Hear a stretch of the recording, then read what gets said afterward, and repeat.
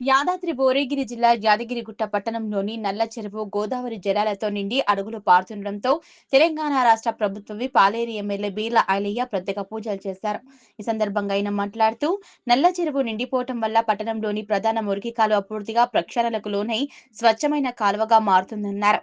దీనివల్ల పట్టణంలో పరిశుభ్రత పెరుగుతుందని, ప్రజలకు ఆరోగ్యకరమైన వాతావరణం కలుగుతుందన్నారు. ఈ శుభ సందర్భాన్ని పురస్కరించుకొని చెరువు వద్ద ప్రత్యేక పూజలు నిర్వహించడం జరిగిందన్నారు.